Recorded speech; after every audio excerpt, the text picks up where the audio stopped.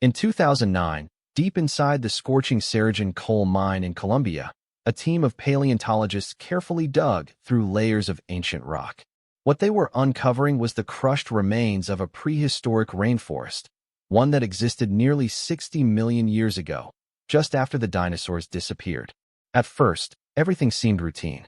Fossilized leaves, fish, turtles, pieces of an ancient ecosystem frozen in time. Then they found something that made them stop. A single vertebra, massive, thicker than a human wrist. Naturally, the scientists assumed it belonged to a crocodile. In the Paleocene tropics, crocodilians were the apex predators of swampy forests. Even imagining a crocodile the size of a bus already felt like a stretch, but still plausible. But something wasn't right. The shape was wrong. The curves didn't match crocodile vertebrae the researchers knew so well. These bones followed a different pattern entirely. Then came the realization. These weren't crocodile bones. They were snake vertebrae. And not just any snake. This was Titanoboa. Cerrejón isn't just a fossil site, it's a time capsule. A complete Paleocene rainforest buried suddenly under mud and ash, preserving entire snapshots of an ancient world in astonishing detail. And within that buried ecosystem lay the remains of the largest snake ever discovered. As the team uncovered more fossils, dozens of vertebrae, ribs, and surrounding animal remains, the truth became impossible to ignore. This wasn't an anomaly.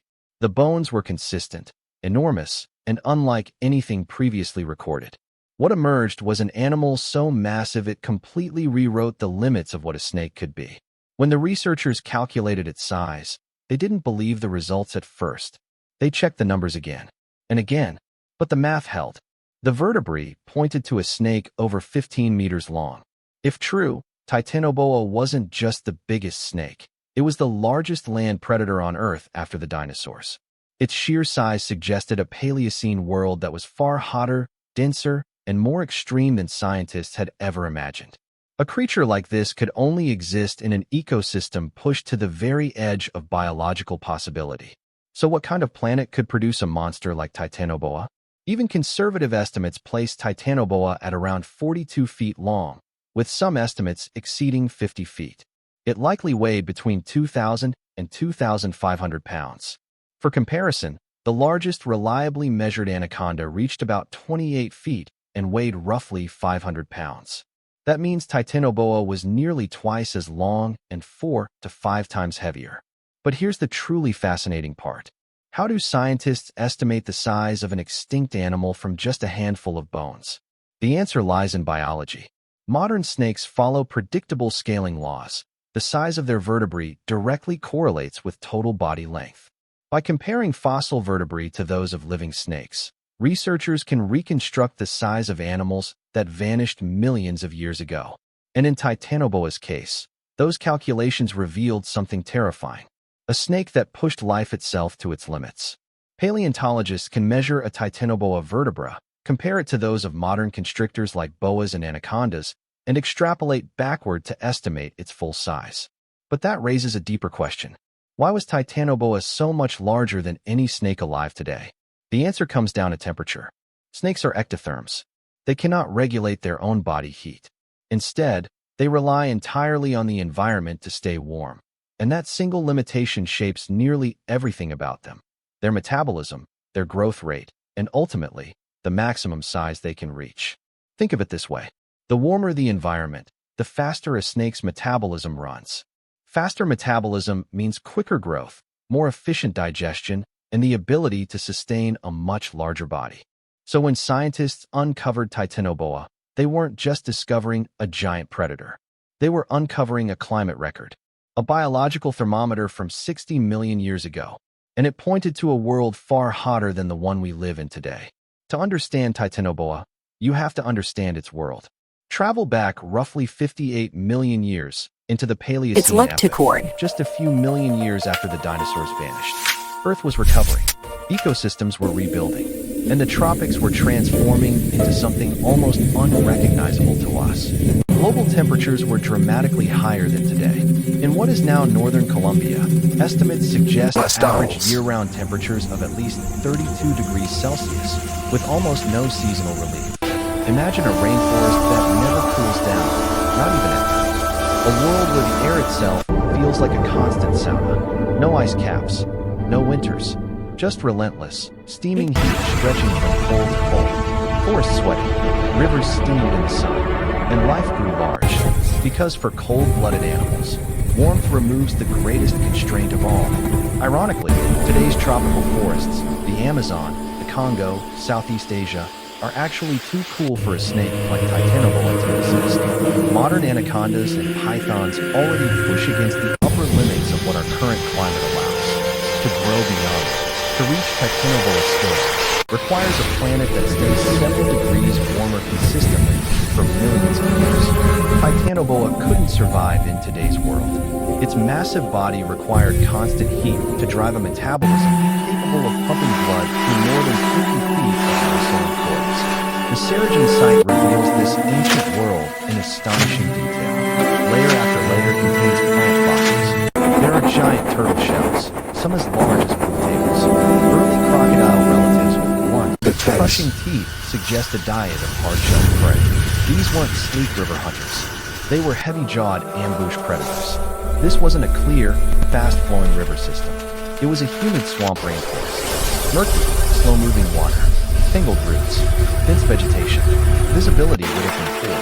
Sound muffled by constant rain and swarming insects. In an environment like this, size was a powerful advantage. A giant snake could lurk beneath the water's surface, its weight supported by buoyancy, its body hidden by cannon-stained currents. Heat and humidity kept its muscles warm and ready, allowing it to stretch and move, then remain motionless for weeks or even months while digesting enormous meals. In this context, Titanoboa was not an accident. It was the inevitable result of an extreme world. High temperatures, abundant prey, and a swampy labyrinth perfectly suited for slow, patient ambush. So here's the question everyone wants answered. How did Titanoboa actually hunt? First, forget everything you've seen in movies. Titanoboa wasn't a hyper-aggressive monster charging across land. It wasn't a fast, ground-racing python or a tree-dwelling boa. At more than 40 feet long, it simply couldn't be. That much muscle doesn't glide over forest floors. It drags. It sinks. Every movement fights gravity. But in water, everything changes. In the Paleocene swamps, Titanoboa behaved less like a modern snake and more like a crocodile. Slow, silent, half-submerged. It used the swamp's dark, murky water as camouflage, slipping between fallen logs and tangled root systems with barely a ripple on the surface. For an animal this large, invisibility wasn't a trick. It was a way of life. Titanoboa didn't chase prey. It didn't sprint. It waited, sometimes for hours, possibly days, almost perfectly motionless, until something wandered just close enough. And when it struck, the force was devastating. Biomechanical models suggest Titanoboa could generate well over 400 psi of constriction pressure, enough to crush a crocodile's rib cage in moments. Modern boas and pythons kill primarily by restricting blood flow. At Titanoboa's scale, the distinction barely mattered. Whatever it wrapped around wasn't escaping. Based on the ecosystem preserved at Cerrejón, Titanoboa's diet likely included giant turtles, slow-moving, abundant, and loaded with calories. Early crocodiles, smaller than Titanoboa, and not yet the apex predators we know today. Large fish, common in shallow river channels, and easy to trap in confined waters.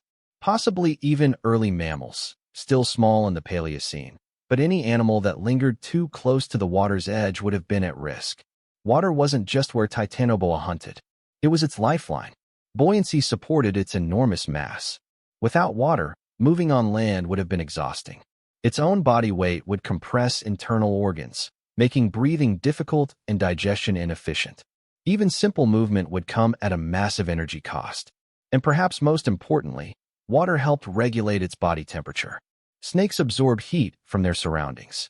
In the sweltering Paleocene climate, water allowed Titanoboa to cool down when needed, without dropping below the metabolic threshold required to sustain such a colossal body.